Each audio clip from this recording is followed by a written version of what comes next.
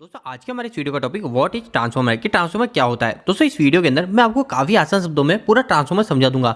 दोस्तों यहाँ तक कि मैं आपको 4 वर्ड के अंदर ट्रांसफॉर्मर को पूरा समझा दूंगा अच्छे से। तो दोस्तों ये वीडियो काफी ज्यादा इंपॉर्टेंट होने वाला है। इसके अलावा दोस्तों ट्रांसफॉर्मर क्या होता है ये इंटरव्यू के अंदर सबसे ज्यादा क्वेश्चन किया जाता है। तो इंटरव्यू के अंदर आपको एक लाइन के अंदर क्या आंसर देना है वो भी इस वीडियो के अंदर मैं आपको बताऊंगा। तो दोस्तों देखिए ट्रांसफॉर्मर क्या होता है, काफी सिंपल है समझना। जैसे हमारी एक मोटर है ना, एक मोटर एक डिवाइस है, इसी तरह हमारा जो ट्रांसफॉर्मर भी एक डिवाइस है। पर दोस्तों हमारी मोटर और ट्रांसफॉर्मर में कुछ अंतर होता है। मोटर और ट्रांसफॉर्मर में क्या अंतर होता है, मोटर जो होती है हमारी इलेक्ट्रिसिटी को कंजप्शन करती है। मतलब जैसे हमने मोटर के अंदर 3 फेज सप्लाई दी, तो 3 फेज सप्लाई देने के बाद हमारी मोटर जो भी उस 3 फेज सप्लाई उसका जो करंट होगा उस करंट को कंजप्शन कर लेगी, मतलब यूज में ले लेगी। ठीक है। पर ये जो हमारा जो ट्रांसफॉर्मर होता है, ये ट्रांसफॉर्मर हमारे जो इलेक्ट्रिसिटी की सप्लाई दी, इस सप्लाई को खुद खर्च नहीं करता है। ये क्या करता है, इसी को वापस से आगे भेज देता है। तो दोस्तों हमको ट्रांसफॉर्मर का फायदा ये मिलता है कि जैसे मेरी एक मोटर है, इस मोटर को चलाने के लिए मेरे को 415 वोल्टेज चाहिए।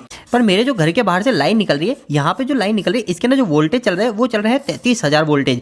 तो दोस्तों मैं डायरेक्ट 33,000 वोल्टेज से मेरी मोटर को नहीं चला सकता। तो इस जगह मैं क्या करूंगा, ट्रांसफॉर्मर को लगाऊंगा और वो जो ट्रांसफॉर्मर होगा वो ट्रांसफॉर्मर हमारे 33,000 वोल्टेज को कम करके हमारे 415 वोल्टेज में कन्वर्ट करके हमको दे देगा। इसीलिए हम ट्रांसफॉर्मर का उपयोग करते हैं। मतलब हमारे वोल्टेज को या तो हम कम कर सकते हैं या फिर हम वोल्टेज को बढ़ा सकते हैं।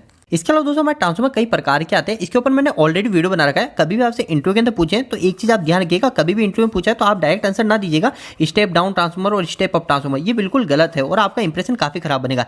इसके ऊपर मैंने ऑलरेडी वीडियो बना रखा है। अगर आप वो वीडियो देखना चाहते हो, इसी वीडियो के मैं एंड स्क्रीन सेशन में डाल दूंगा, आप वहां से वीडियो देख लीजिएगा कि ट्रांसफॉर्मर के कितने प्रकार होते हैं और इंटरव्यू के अंदर हमें क्या आंसर देना है। तो दोस्तों जैसे मैंने आपको स्टार्टिंग में समझाया था कि मैं सिर्फ आपको 4 वर्ड के अंदर पूरा ट्रांसफॉर्मर समझा दूंगा कि ट्रांसफॉर्मर कैसे काम करता है। तो दोस्तों वो 4 वर्ड पे आ जाते हैं। तो दोस्तों वो जो 4 वर्ड है वो 4 वर्ड मैंने यहाँ लिख दिए हैं। अभी मैं आपको इसको अच्छे से समझा दूंगा। इसके पहले आप ये समझ लीजिए कि मैंने यहाँ पे एक डब्बा जो बनाया है, ये डब्बा हमारे ट्रांसफॉर्मर के अंदर होता है। पर दोस्तों ये जो बॉक्स होता है, ये बॉक्स जो होता है ये हमारा आयरन का होता है और दोस्तों हम इसको बोलते हैं कोर, जो कि आयरन की बनी हुई होती है। तो दोस्तों जैसे हम उदाहरण समझ लेते हैं कि हमारे पास यहाँ पे है 11 केवी की लाइन, मतलब 11,000 वोल्टेज हमारे पास यहाँ पे है।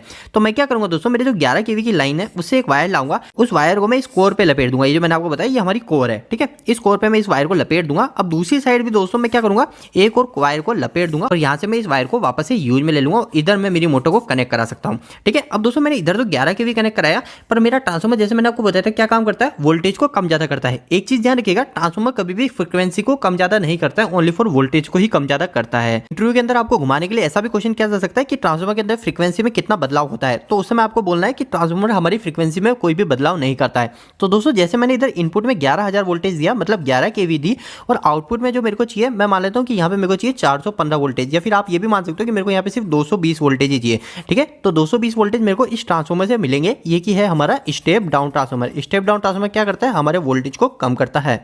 तो दोस्तों अभी ट्रांसफॉर्मर की वर्किंग समझ लेते हैं इन 4 वर्ड से। सबसे पहली चीज दोस्तों यहाँ पे लिखा हुआ है वोल्टेज। तो दोस्तों हमने जो वायर लाए, इस वायर के अंदर हमारा कितना वोल्टेज है, 11,000 वोल्टेज। जैसे मैंने आपको कई वीडियो के अंदर बता रखा है कि वोल्टेज क्या होता है और करंट क्या होता है। इस वीडियो के अंदर मैं आपको बताता हूँ कि हमारा जो वोल्टेज होता है, ये वोल्टेज हमारे करंट को धक्का देने का काम करता है। मतलब वोल्टेज क्या है, एक तरह का फोर्स है। एक वायर है, इस वायर में से करंट कभी भी फ्लो नहीं हो सकती है। कब तक नहीं हो सकती है, जब तक मैं इस वायर के अंदर वोल्टेज कनेक्ट नहीं कराऊं। तो जैसे मैंने इस वोल्टेज को कनेक्ट कराया तो मेरी क्या होगी, इस वायर के अंदर से करंट भी फ्लो होने लग जाएगी। तो ये दोनों वर्ड आपको समझ में आ गए।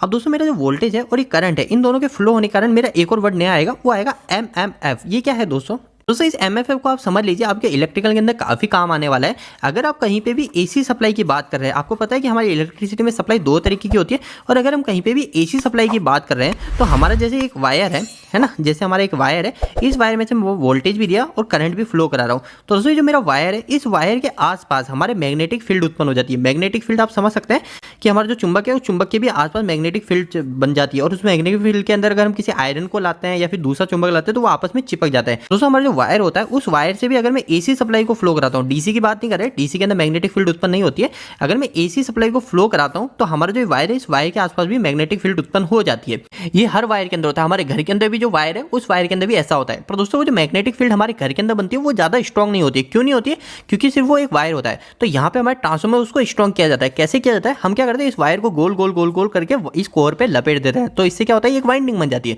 तो वाइंडिंग करने के कारण ये जो मैग्नेटिक फील्ड होती है काफी ज्यादा स्ट्रॉन्ग बन जाती है। दोस्तों ये जो मैग्नेटिक फील्ड बनती है, ये मैग्नेटिक फील्ड को ही हम एमएफएफ बोलते हैं, मतलब मैग्नेटोमोटिव फोर्स। आपको सिर्फ इतना ध्यान रखना है कि अगर मेरे किसी भी वायर में से करंट और वोल्टेज फ्लो होगी तो उस वायर के आसपास मैग्नेट उत्पन्न हो जाएगी, और इसी वायर को अगर मैं कॉइल में कन्वर्ट कर दूंगा तो ये जो मैग्नेट होगी, मैग्नेट काफी स्ट्रॉन्ग हो जाएगी। अब दोस्तों एक और वर्ड आ रहा है, ये फ्लक्स, और हमारा ट्रांसफॉर्मर पूरा क्लियर हो जाएगा। तो ये फ्लक्स क्या है दोस्तों, तो दोस्तों फ्लक्स काफी सिंपल है। जैसे इस जो मैग्नेटिक फील्ड है, इस मैग्नेटिक फील्ड के अंदर मैं किसी भी चीज को लाऊंगा, जैसे मैं एक आयरन को लाता हूं, तो ये जो हमारी जो मैग्नेटिक फील्ड होगी, ये मैग्नेटिक फील्ड इससे लिंक हो जाएगी, मतलब इससे कनेक्ट हो जाएगी, जुड़ जाएगी। इसी तरह दोस्तों हमारे जो ट्रांसफार्मर की भी जो वाइंडिंग होती है उसके अंदर जो हमारा एमएमएफ उत्पन्न होता है, मैग्नेट उत्पन्न होता है, वो हमारे ट्रांसफार्मर के कोर से लिंक हो जाता है और इसी मैग्नेट के लिंक होने को ही हम फ्लक्स बोलते हैं। और दोस्तों हमारा जो फ्लक्स उत्पन्न हुआ वो भी हमारी करंट की तरह मूव करने लग जाता है और जो हमारे जो आयरन कोर है इस आयरन कोर में हमारा फ्लक्स मूव करने लग जाता है और हमारी जो दूसरी वाइंडिंग है जिसको हम सेकेंडरी वाइंडिंग बोलेंगे इसके यहाँ पे आके हमारा फ्लक्स वापस से इस वाइंडिंग से लिंक होता है और इस वाइंडिंग से हमको वापस से वोल्टेज मिल जाते हैं और इसी पूरी प्रक्रिया को हम म्यूचुअल इंडक्शन बोलते हैं।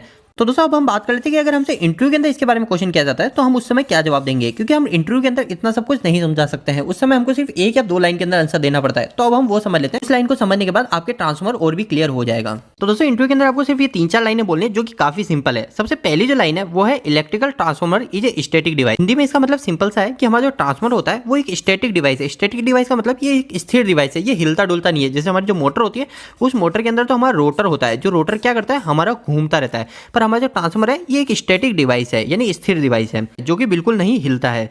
सेकंड लाइन है दोस्तों that convert electrical energy from one circuit to another circuit without any direct electrical connection. इसका मतलब सिंपल सा दोस्तों कि हमारा जो ट्रांसफार्मर होता है इस ट्रांसफार्मर के अंदर कोई भी डायरेक्ट इलेक्ट्रिकल कनेक्शन नहीं होता है। डायरेक्ट इलेक्ट्रिकल कनेक्शन का मतलब जैसे एक मेरा वायर है और ये दूसरा वायर है, ये दोनों वायर आपस में मैंने जोड़ दी लाके, तो ये हो गया हमारा डायरेक्ट इलेक्ट्रिकल कनेक्शन। पर हमारा जो ट्रांसफार्मर होता है इस ट्रांसफार्मर के अंदर ऐसा कोई भी कनेक्शन नहीं होता है। हमारे ट्रांसफार्मर के अंदर जैसे मैंने आपको बताया हमारी मैग्नेटिक लाइन उत्पन्न होती है, फिर हमारा फ्लक्स बनता है और वो जो फ्लक्स है वो फ्लक्स ही हमारी दूसरी वाइंडिंग के अंदर करंट और वोल्टेज को ले जाता है। इसके अंदर भी यही लिखा है कि इसके अंदर कोई भी डायरेक्ट इलेक्ट्रिकल कनेक्शन नहीं होता है। इसके बाद तीसरी लाइन है transformer work on Faraday mutual induction. ये इंटरव्यू के अंदर आपसे पूछा जा सकता है कि हमारा ट्रांसफार्मर किस सिद्धांत पे कार्य करता है, तो उस समय हमको बोलना है ट्रांसफार्मर हमारे फैराडे के म्यूचुअल इंडक्शन पे काम करता है। तो दोस्तों फैराडे म्यूचुअल इंडक्शन का मतलब क्या है? फैराडे एक इंसान थे जिनका पूरा नाम था मिचेल फैराडे और उन्हीं ने इस सिस्टम की खोज करी थी, तो इसलिए हम बोलते हैं फैराडे के म्यूचुअल इंडक्शन पे हमारा ट्रांसफार्मर कार्य करता है। म्यूचुअल इंडक्शन क्या होता है? जैसे मैंने आपको बताया था कि ये जो पूरा सिस्टम होता है मैग्नेट बनना फिर फ्लक्स बनना और उस फ्लक्स के कारण दूसरी वाइंडिंग के अंदर हमारे वोल्टेज और करंट का मिलना, ये हमारा म्यूचुअल इंडक्शन कहलाता है।